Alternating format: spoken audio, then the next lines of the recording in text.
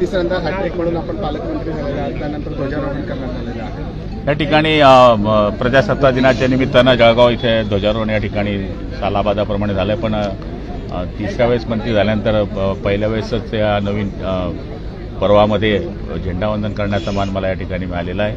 आणि आपण पाहिलं असेल की मागच्या काळामध्ये जिल्हा नियोजन समितीमधून आपण ज्याप्रमाणे इतर भागामध्ये वन क्षेत्रामध्ये सफारीची सहल केली जाते, त्याकरता आपण जिल्हा नियोजन समितीतून 3 गाड्या वन खात्याला दिलेल्या आहेत। आणि आपण पाहिलं असेल की खेड्या गावामध्ये किंवा मोठ्या शहरामध्ये कंजेस्टेड एरियामध्ये जिथे आग लागते तिथे आगीच्या ठिकाणी गाड्या पोचू शकत नाही, अशा ठिकाणी आपण 6 गाड्या देण्याचं काम केलेलं आहे। आणि पोलीस दलाला सुद्धा मोटरबाईक देण्याचं काम केलेलं आहे। मला तरी असं वाटतं की अशीच परंपरा पुढच्या काळामध्ये जिल्ह्याच्या विकासासाठी सगळे आमदार खासदारांना आम्ही करत राहू।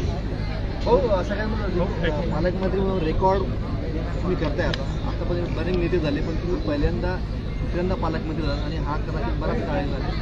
जिल्ह्याच्या विकासासाठी पुढचं काय नियोजन असेल? कारण जर बघितलं थोडासा मागे गेला, पण आता पुढचं काय नियोजन असेल? हे बघा, योगायोगाने जिल्ह्यामध्ये जर सिंचनाची व्यवस्था वाढवली किंवा दळणवळणाची व्यवस्था वाढवली आणि जे सगळ्यांचं लाईटचा जो विषय आहे, शेतकऱ्यांचा सोलरवर लाईट देण्याचा विषय, हे 3 विषय जर आपण कंप्लीट करू शकलो तर मला वाटतं की या ठिकाणी आपल्या जिल्ह्याचा विकास होऊ शकेल। आणि योगायोगाने आपल्याकडे 3ही खाते आपल्याकडे आहेत, ज्याच्यामध्ये पाटबंधारे खातं आपल्याकडे आहे, त्याच्यामध्ये वस्त्रोद्योग खातं जिथे आपण क्लस्टर उभं करण्याचं काम करतो आहे, त्याच्यामध्ये आदरणीय सावकारे साहेबांची मदत होऊ शकेल। आणि पाणी पुरवठा खात्यामध्ये पाण्याची जी व्यवस्था आहे ती आपण करू शकू। याच्याकरता जिल्ह्याच्या सगळ्या आमदार खासदार आणि मंत्र्यांची योगायोगाने सगळ्यात एका विचाराची निवडून असले असल्यामुळे सरकारही एका विचाराचं आहे, केंद्र सरकारवरती आहे।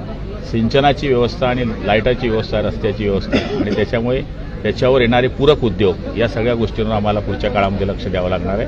आणि मला खात्री आहे की D+ आणि D हा जो विषय आहे त्याची पहिले आपण प्राथमिकता केली आहे, कारण की दोंडाईच्या आणि धुळ्या या भागामध्ये किंवा अमरावतीमध्ये आपण बघतो की उद्योग का जातात, त्याचं कारण आपण त्या झोनमध्ये येत नाही, त्यामुळे आपल्या लाईटांच्या मध्ये उद्योगाला कन्सेशन देता येत नाही किंवा इतर गोष्टीमध्ये त्यांना कन्सेशन देता येत नाही। त्या भागामध्ये कन्सेशन मिळत असल्यामुळे उद्योगधंदेवाले त्या भागात जातात।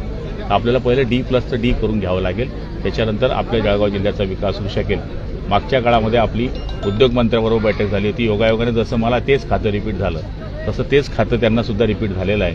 तो विषय त्यांना माहीत आहे। एवढ्या महिनाभराच्या आत आम्ही ती बैठक लावणार आहोत आणि निश्चितपणाने 3 मंत्री आम्ही ते काम केल्यानंतर उद्योगधंदे आणण्याकरता आपल्याला इथं महत्त्वाचं काम होऊ शकेल। D+ करण्यासाठी आपण काय ऑलरेडी कसं आहे की अमरावती असेल किंवा धुळं असेल, आता धुळा दोंडाईच्या इथे ते आहे पण आपल्याकडे नाही, त्याच्यामुळे काय असते की 80 आणि 50 असा एक त्यांचा रेशो आहे, तो जर आपल्याकडे येऊ शकला तर आपला फायदा होऊ शकतो। एसटीच्या तिकिटाची जी दरवाढ झाली त्याच्याबद्दल एक नाराजी व्यक्त केली जाते सर्वसामान्य। किती दरवाढ झाली काय? 15% दरवाढ केलेली कालपासून। आता जर आपल्याला नवीन बसेस हव्या आहेत, जवळपास 5000 नवीन बसेस महाराष्ट्रामध्ये येत आहेत, 10-15% वाढ प्रवाशांनी सहन करावी। जर सुविधा आपल्याला कॉम्पिटिशन आपण म्हणतो लक्झरी बरोबर करायची असेल किंवा आपल्याला बसेस आणायच्या आहेत तर त्याच्याकरता थोडासा भार सहन करावा लागला, पण सुरक्षितताच्या दृष्टिकोनातून त्याच्यामध्ये प्रवाशाचा फायदा होऊ शकतो असं मला वाटतं। थँक्यू। शुभेच्छा। तुम्हाला शुभेच्छा।